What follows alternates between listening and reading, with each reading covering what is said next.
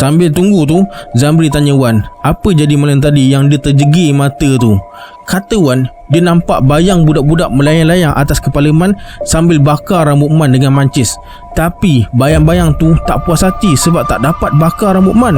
Lepas tu bayang-bayang tu ketuk kepala Man yang tengah laungkan azan tu bersilih ganti. Ketuk dengan pemetik api sampai Man terduduk.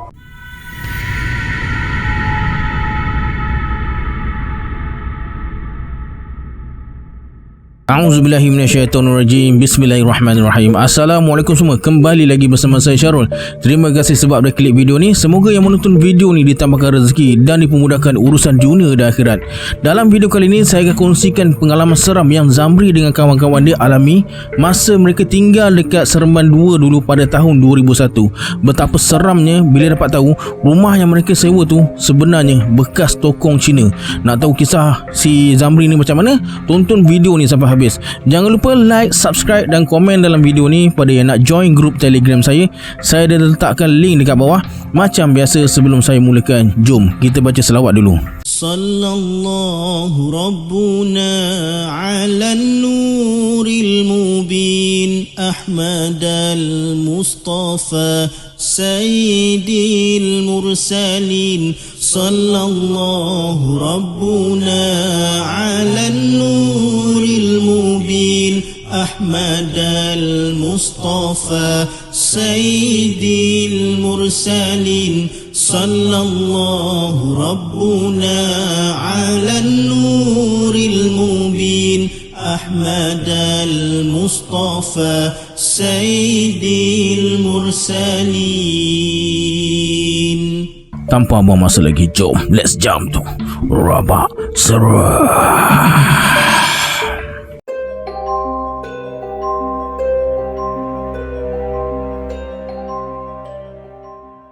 Akhir tahun 2001, semester akhir, Zamri terpaksa pindah kolej ke Seremban 2 sebab kolej yang dia belajar tu bergabung dengan 5 cawangan kolej jadi satu kolej utama dekat Seremban 2. Semester baru mula pada Disember 2001.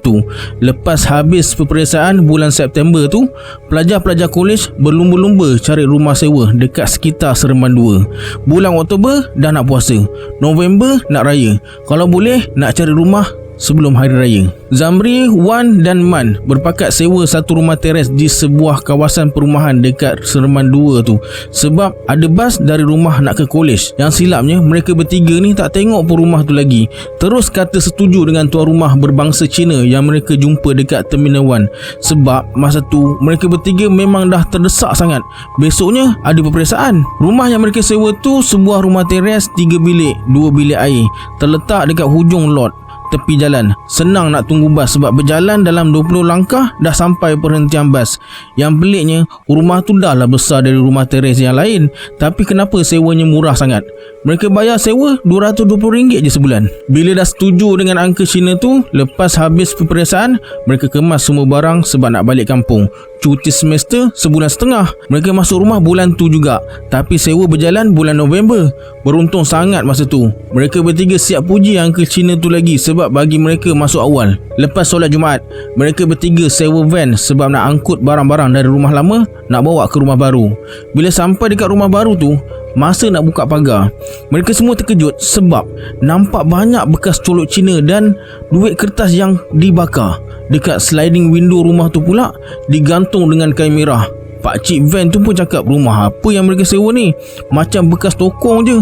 Zamri, Wan dengan Man diam je, tak tahu nak cakap apa. Kemudian mereka angkat barang masing-masing nak letak dalam. Lagi sekali mereka terkejut sebab dalam setiap bilik rumah tu berselerak dengan kain kuning merah yang ada kesan dibakar. Disebabkan hari dah petang, mereka pun nak balik kampung masing-masing. Akhirnya mereka buat keputusan nak kemas rumah tu lepas raya nanti. Sebelum tinggalkan rumah tu, untuk keselamatan, mereka pasang lampu dalam rumah satu, dekat luar rumah satu. Semua pintu bilik mereka buka dan sendal dengan batu bata yang ada banyak dekat halaman rumah. Masa nak balik tu, Zamri tutup sliding window dan kunci grill sebab masa tu kunci ada satu je. Masa nak tutup grill tu, Zamri perasan macam ada bayang budak kecil tekak muka dekat sliding window tu. Zamri terperanjat sampai terjatuh kunci. Masa nak kutip kunci tu balik, Zamri perhati dekat sliding window tu lah Tak ada apa-apa. Mungkin bayang-bayang dia kot, fikir si Zamri ni lah. Yelah, sliding window tu besar dia, lebih kurang 3 pintu bilik. Masa tu Zamri tak nak kecoh-kecoh. Nanti tak pasal-pasal kawan dia tak jadi sewa rumah tu pula. Lagipun tak sahih lagi apa yang dia nampak tu. Man dengan Wan dah masuk dalam van. Tinggal Zamri je dekat luar lagi sebab nak kunci pintu pagar luar rumah tu. Sekali lagi Zamri nampak ada bayang-bayang dalam rumah tu. Kan terang kan, sebab lansir tak ada lagi. Lampu rumah pula terpasang. Zamri mula rasa tak sedap hati. Bayang tu nampak macam bayang budak kecil berlega-lega dekat kotak barang mereka. Bila Zamri masuk dalam van, dia tengok Wan senyap je. Tak tahulah kenapa dengan dia. Man pula sibuk bersembang dengan pakcik van tu, cerita macam mana nak bersih dan samak rumah tu. Sebab pakcik van tu syak rumah tu bekas tokong Cina. Dipendekkan cerita, seminggu lepas raya mereka berkumpul dalam rumah tu waktu tengah hari. Man ada motor, senanglah nak beli barang-barang nak bersihkan rumah, penyapu, baldi, pencuci dan macam-macam. Masa mengemas tu tak ada apa-apa yang pelik mereka alami. Macam biasa, seronok-seronok pasang radio kuat-kuat sambil kemas dan cuci satu rumah. Lepas tu buang barang-barang peninggalan yang ada dalam rumah tu. Semua Zamri buang, satu pun tak tinggal. Tapi masa kemas bilik air dalam bilik Zamri, iaitu bilik utama, Zamri terkejut sebab ada teddy bear besar dekat atas flash tandas tu. Masa mereka masuk dulu, tak ada pula. Teddy bear tu warna coklat, pakai baju kot, ada love dekat dada dia. Zamri bagi tahu Man dengan Wan dia jumpa teddy bear dalam tandas tu. Muka Wan terus berubah, padahal tadi siap nyanyi lagi lagu ekspedisi masa mengemas. Zamri tengok muka dia pun, Zamri jadi gelabah.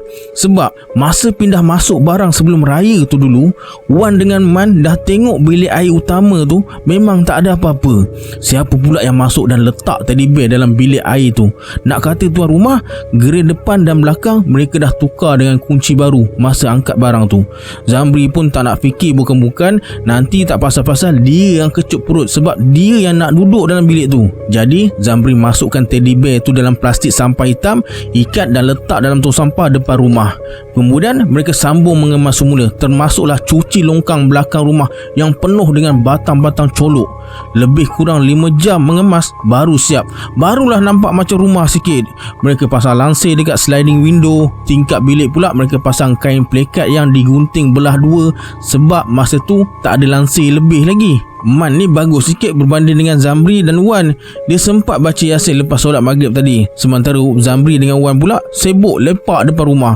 Maklumlah hari pertama, rumah terang benderang, jiran pun tak ada. Yang ada selang 10 buah rumah keluarga Cina. Tu pun tak sempat kenal lagi. Masa tengah lepak-lepak dekat luar tu, tiba-tiba Man menjerit-jerit dari dalam tandas bilik Zamri. Masa tu tandas dekat ruang tamu tu bersepah dengan baju-baju kotor, mop dan baldi. Jadi Man guna tandas bilik Zamri. Mereka berdua terus berlari masuk dalam bilik Zamri. Bila sampai dalam bilik, mereka berdua terkejut sebab tandas terkunci dari luar dan lampu bilik dimatikan. Mana tak si Man ni menjerit. Dia tengah ambil wuduk, boleh pula kena tutup pintu dan lampu. Man marah Zamri dengan Wan sebab saja nak kenakan dia. Zamri dah meremang. Berkali-kali mereka berdua cakap dekat Man ni bukan mereka yang buat. Kata Man, masa dia tengah membongkok nak basuh bahagian kaki, dia nampak ada tangan kurus tarik pintu dan kunci sebelum matikan lampu. Dia syak Zamri sebab tangan Zamri ni kurus berbanding tangan si Wan. Padahal masa tu mereka berdua tengah lepak dekat luar rumah. Mereka bertiga mula rasa pelik. Man terus pergi solat isyak. Zamri dengan Wan pula duduk bersandar dekat dinding ruang tamu, dekat pintu, sambil borak-borak pasal benda yang tak kena dalam rumah ni. Zamri ceritalah semua perkara dari patung sampailah kes kat tandas tadi. Tapi dia tak cerita tentang budak tempek muka dekat cermin tu. Lepas solat isyak, Man datang. Dia cakap masa dia tengah solat tadi, kipas meja mati dengan sendiri. Macam kena off switch utama plug kipas tu. Extension wire kipas tu tarik dari plug dapur sebab dekat depan ni dah penuh dengan PC dengan radio. Kemudian Man pergi dapur nak pergi tengok plug tu off ke on. Memang dah off. Adalah yang off kan tu kalau fikir logik. Masa tu mereka semua dah meremang dan fikir bukan-bukan. Malam tu Man cadangkan mereka semua tidur dekat ruang tamu. Biasalah rumah tinggal memang macam ni, kata Man. Dalam pukul 11.30 malam, masa mereka tengah tidur nyenyak, Tiba-tiba pintu dapur diketuk dengan kuat berkali-kali. Dum dum dum dum. Mereka semua terus bangun dan duduk terkaku, diamkan diri. 5 minit kemudian barulah Man bersuara. Assalamualaikum. Siapa tu? Sampai 3 kali Man bagi salam. Tak ada siapa yang menjawab. Zamri dah mula rasa semacam. Man pesan, kalau jadi apa-apa malam ni, jangan lari. Tak lama lepas tu, Man tidur semula. Zamri dengan Wan pula tak boleh tidur. Asyik fikir tentang apa yang jadi dalam rumah ni. Bila dah tak boleh tidur tu, Zamri dengan Wan borak-borak lah sambil pasang radio bunyi sayup-sayup je. Wan cakap tak payah tidur pun tak apa, esok siang baru tidur. Zamri iyakan je. Masa tengah sedap layan radio tu, tiba-tiba Zamri nampak remote kipas siling berpusing sendiri. Kejap pusing nombor 2, kejap pusing nombor 5, kejap kosong. Zamri dah tak tahu nak buat apa dah. Tapi kaki dia sepak-sepak kaki Man sampai Man ni terjaga dan tengok sendiri. Lepas tu Man terus bertempik. Woi! Barulah benda tu berhenti. Tak pasal-pasal si Man ni pun tak boleh tidur. Berjagalah mereka bertiga sambil dengar radio. Man sempat telefon bapak dia dan ceritakan apa yang jadi dalam rumah tu. Bapak Man cakap dia nak datang esok tengok-tengokkan rumah tu. Lega hati mereka masa tu. Pukul 3.30 pagi, tiba-tiba mereka bertiga dengar bunyi tapak kaki dari dalam bilik Zamri. Dinding yang mereka bersandar tu bilik Zamri lah. Dengar bunyi tapak kaki tu macam orang tengah berlari-lari. Man yang tengah baring masa tu terus bersandar dekat dinding. Bunyi tapak kaki tu pula makin lama makin kuat. Macam ada ramai orang yang berlari-lari dalam bilik tu. Wan terus kuatkan radio. Dia tak nak dengar bunyi tu. Tapi bunyi tapak kaki tu bertambah kuat. Rasanya macam bunyi tu dah dekat sangat dengan pintu bilik. Dah lah pintu bilik tu tak bertutup. Memang sengaja mereka tak nak tutup pintu bilik dan biarkan lampu terpasang dekat setiap bilik. Wan tak puas hati. Dia kuatkan lagi sikit bunyi radio tu. Zamri dah berselubung dalam selimut. Masa Wan kuatkan bunyi radio tu, terdengar suara budak-budak gelak. Bukan seorang tapi ramai-ramai. Man terus berdiri dan azan. Masa Man azan tu, Zamri dengar suara budak-budak tu bertambah dekat, macam betul-betul berada dekat sebelah dia. Man azan lebih 15 kali sampailah bunyi gelak dan tapak kaki tu hilang. Sedar-sedar je dah pukul 5.30 pagi. Lepas tu perlahan-lahan Zamri keluar dari selimut sebab ingatkan benda tu dah tak ada. Rasa macam nak putus jantung bila dia nampak melayang-layang bayang budak-budak umur dalam 6-7 tahun dekat atas kepala Man sambil pegang mancis yang menyala. Man terus sambung azan sekali lagi. Wan pula mata dia terbeliak je pandang ke atas, tak bergerak-gerak. Tiba-tiba Zamri rasa mata dia jadi gelap dan terasa lemas. Dia cuma dengar Man laungkan azan berkali-kali. Zamri cuba panggil Man dengan Wan tapi mereka buat tak tahu je. Kemudian Zamri cuba lawan dengan baca ayat kursi tapi tak berjaya. Zamri terus lemas. Pandangannya jadi gelap. Lepas tu Zamri tarik nafas panjang dan paksa buka mata sambil sebut Allahu Akbar banyak kali sampailah dia berjaya buka mata. Masa tu Zamri nampak Wan dah terkejang sambil meronta-ronta dengan mata terjegil. Man pula berdiri tak buat apa-apa. Azan pun dah tak keluar dari mulut dia. Zamri terus serentap mereka berdua sampai mereka tersedar. Wan sempat menjerit kata leher dia dicekik sambil terbatuk-batuk. Man macam Zamri juga rasa lemas. Lepas tu Man terus menjerit cabar benda tu. Zamri pula azan. Habis azan, Zamri tengok luar. Dah ada cahaya matahari. Terus dia ajak mereka semua keluar. Masa tu dah pukul 6.30 pagi. Mereka duduk dekat luar tu sampailah hari cerah. Lebih kurang pukul 8 pagi macam tu, tak ada seorang berani masuk rumah. Masing-masing terdiam. Sesekali terdengar Wan terbatuk-batuk. Lepas tu dia kata leher dia sakit macam kena cekik. Memang leher Wan ni nampak merah dah ada kesan bibirat. Zamri dengan Man tak ada pula kesan macam tu. Perut dah terasa lapar. Nak keluar beli makan, wallet dengan kunci motor dekat dalam rumah. Akhirnya Zamri ajak mereka masuk sama-sama sebab dah lapar sangat. Sejak malam tadi tak makan. Tapi baru je nak melangkah masuk, tiba-tiba radio berbunyi dengan kuat. Rasa bergegar rumah tu sebab bergema. Zamri terus berundur lari ke belakang sebab dia ingat Man pun lari juga. Tapi tak sangka Man jadi macam orang gila, terjerit-jerit mengamuk dalam rumah tu. Zamri dengan Wan tak tahu nak buat apa dah. Risau juga takut Man kena sampuk ke apa. Zamri ajak Wan pergi tengok Man dalam rumah tu. Tapi Wan tak nak masuk. Zamri gagahkan diri juga, terus berlari masuk dalam rumah. Alhamdulillah, tak ada apa yang jadi pada Man. Dia berdiri tengah rumah sambil cekak pinggang. Cepat-cepat Zamri matikan radio dan cabut plug. Lepas tu mereka ambil wallet dan kunci motor. Pintu depan, belakang, tingkap, pintu bilik semua mereka buka luas-luas. Disebabkan motor ada satu, jadi Man lah yang pergi beli nasi lemak. Zamri dengan Wan duduk tepi jalan berdepan dengan rumah sewa. Sambil tunggu tu, Zamri tanya Wan, apa jadi malam tadi yang dia terjegir mata tu? Kata Wan, dia nampak bayang budak-budak melayang-layang atas kepala Man sambil bakar rambut Man dengan mancis. Tapi bayang-bayang tu tak puas hati sebab tak dapat bakar rambut Man. Lepas tu bayang-bayang tu ketuk kepala Man yang tengah laungkan azan tu bersilih ganti. Ketuk dengan pemetik api sampai Man terduduk. Kepala Man pecah, keluar darah memancut-mancut. Tu yang mata dia terjegir. Kemudian bayang-bayang tu serang Zamri pula. Wan nampak bayang-bayang tu bakar mata Zamri dengan api sebelum salah satu bayang tu datang dekat dia dan cekik Wan. Tapi mungkin tu hanya perasaan Wan je sebab tak ada apa-apa kecederaan fizikal pada Zamri dan Man macam yang Wan cakap. Tapi ada logiknya juga kalau difikirkan balik. Apa yang Wan nampak tu sebab tiba-tiba Zamri rasa dunia dia gelap. Pagi tu mereka makan nasi lemak dekat luar rumah je. Walaupun rumah dah terbuka luas, tapi mereka tak berani nak masuk. Mungkin trauma. Lebih kurang pukul 11.30 pagi, keluarga Man sampai naik 2 biji kereta dan sebuah van. Semua adik-beradik dia datang nak tengok sendiri agaknya. Turun je dari kereta, bapak Man ada bawa pawang. Pawang tu dah giling-giling kepala. Rumah apa yang korang duduk ni? Katanya sambil salam mereka bertiga. Nama pawang tu Tok Syekh. Masa tengah salam tu, Tok Syekh kata semangat mereka bertiga ni dah kena tarik, kena seru balik. Zamri sampai sekarang tak faham apa maksud Tok Syekh tu. Lepas tu Tok Syekh suruh mereka bertiga masuk dalam van. Hanya Tok Syekh dengan bapak Man je yang masuk dalam rumah. Belum sempat masuk, baru sampai dekat pintu grill, radio yang pelaknya Zamri dah cabut tadi tiba-tiba berbunyi dengan kuat. Adik-beradik Man semua bertempiaran lari masuk dalam kereta. Dah lah lagu India, dengar bunyi radio kuat pun dah lari. Bayangkan kalau mereka tahu radio tu pelaknya tak bersambung, lagi kecut perut agaknya. Lama juga Tok Syekh dalam rumah tu. Ayah Man tengok dari luar je sebab dia pun seram. Lepas matikan radio tadi, tapi pelaknya tak bersambung. Dalam van semua terdiam. Tak lama lepas tu, Tok Syekh keluar sambil jinjing teddy bear warna coklat. Mereka bertiga terkejut sebab teddy bear tu mereka dah buang dalam tong sampah depan rumah. Man terus berlari pergi tong sampah nak tengok ada tak teddy bear tu dalam tong sampah. Lepas tu Man panggil Zamri. Katanya teddy bear tu ada dalam tong sampah. Yang Tok Syekh pegang tu teddy bear lain. Zamri pun pergilah dekat tong sampah dan memang betul, plastik hitam teddy bear tu ada lagi dalam tong sampah. Lepas tu Zamri ambil dan buka plastik hitam tu. Masa angkat plastik tu, Zamri dah rasa lain macam dah sebab berat semacam. Bila dia buka plastik sampah tu, dalam tu bukannya teddy bear tapi batu bata yang mereka guna untuk sendal pintu bilik.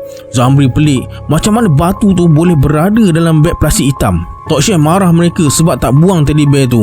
Zamri dah tak tahu nak cakap apa dah. Semua Man yang jawab. Lepas Tok Syekh pagar rumah dan keluarga Man buat kenduri kesyukuran masuk rumah baru, tiba-tiba rumah tu terasa lapang. Adik-beradik Man semua balik kecuali ayah dan mak Man. Mereka nak pastikan anak mereka betul-betul selamat. Hari Ahad tu sampailah hari Khamis, tak ada apa-apa yang berlaku. Jadi petang Khamis tu, mak ayah Man cadang nak balik rumah. Tapi disebabkan dah pukul 6 petang, hari pula hujan lebat, Ayah Man tak berani nak bawa kereta balik Sepang. Walaupun dekat je, dah berusia, mata pun dah tak berapa terang. Malam Jumaat tu, mereka solat maghrib berjemaah. Lepas tu baca Yasin ramai-ramai macam hari-hari sebelum ni, supaya benda tu tak datang dan kacau mereka lagi. Masa tengah baca Yasin ramai-ramai tu, tiba-tiba pintu dapur diketuk kuat berkali-kali. Mereka semua terus berhenti baca Yasin. Air dalam tandas bilik Zamri dengan tandas dekat luar tu tiba-tiba mencurah-curah keluar. Masa Zamri tengah pandang pintu dapur yang kena ketuk tu, dia nampak tombol air dekat sinki berpusing dengan sendiri. Habis air sinki mencurah-curah keluar, mereka semua terus bangun. Ayah Man suruh duduk rapat-rapat. Bila keadaan dah reda sikit, mereka pergi tutup air dekat sinki dan kedua-dua tandas. Tapi air keluar balik.